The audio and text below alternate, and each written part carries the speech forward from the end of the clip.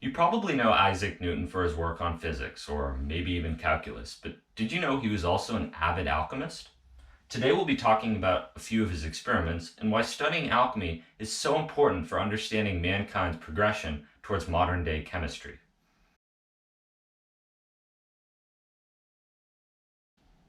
Let's kick it off by talking about why you probably haven't heard of Newton's alchemy.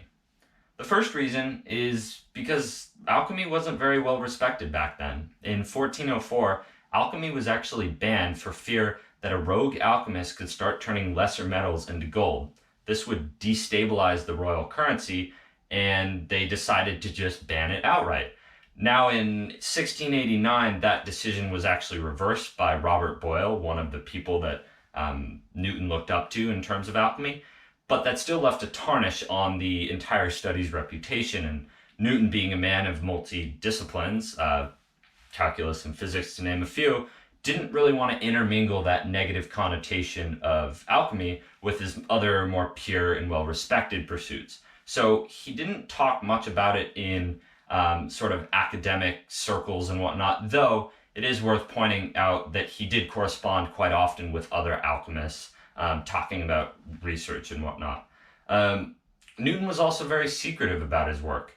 And this not only applies to alchemy, but to other things like calculus. I'm sure you've heard of the story between Leibniz and him. But he was always afraid that people were going to steal his work.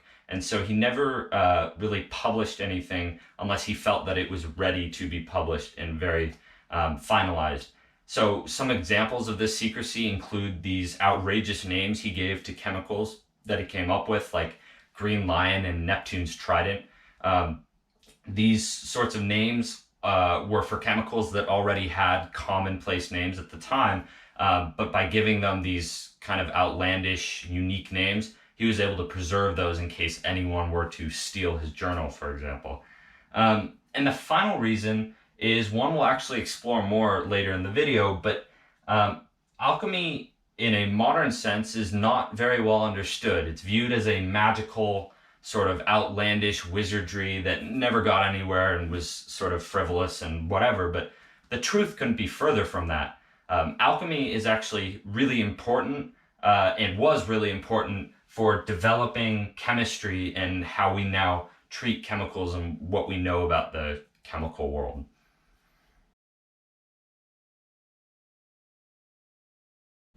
Over its 1,000-plus-year run, alchemy has generally had two main focuses.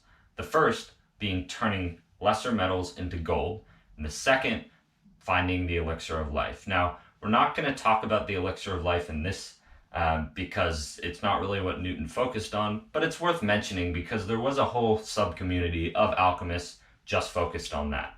Now, when it comes to turning metal into gold, which we now know is impossible, there were a million different proposed ideas, but the general theme among them was there was something called a Philosopher's Stone. And the Philosopher's Stone acted as sort of a catalyst and would help turn different metals into gold. And to make the Philosopher's Stone, you would need what's called Philosopher's Mercury. Now, alchemists as a whole were obsessed with mercury, and the sort of structure that Newton subscribed to was sort of a combination of Robert Boyle, William Yeats, and William Blake's work, which was sulfur added hardness to metals, mercury added ductility and softness, and salt added some other properties. And by manipulating ratios and adding in different bits and pieces from different materials, you could end up achieving a philosopher's mercury and go on to eventually create gold from different metals. Now, this is obviously impossible, but Newton really focused on trying to find that philosopher's mercury. And remember, that mercury is a predecessor to the Philosopher's Stone, which acts as a catalyst for making gold. Now, it is actually believed that Newton got a hold of philosopher's mercury. Of course, it doesn't turn things into gold, but it was a real material, commonly referenced as red earth. And he received it from a number of different people and ended up experimenting with it. It's believed that this is actually what led to his sort of mental breakdown later in life from mercury poisoning.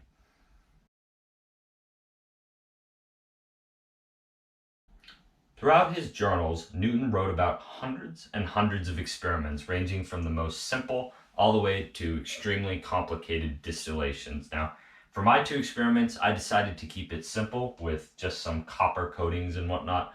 But I think it does a very good job illustrating where these alchemists were coming up with these seemingly crazy ideas.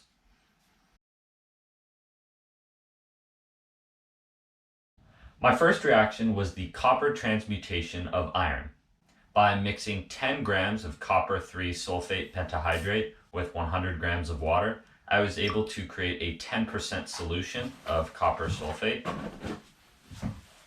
After submerging some steel wool in the copper sulfate solution for just a few seconds, I was left behind with a thin layer of copper deposited on the affected areas. Now, this is quite a simple demonstration and just shows the copper coming out of solution. But for an alchemist in the 1600s, this sort of event, turning iron into copper, was exactly what they were looking for, except for, lower metals into gold. So this reaction was sort of the quintessential turning metals into other metals and was supposedly one of the steps or similar to one of the steps of creating actual gold.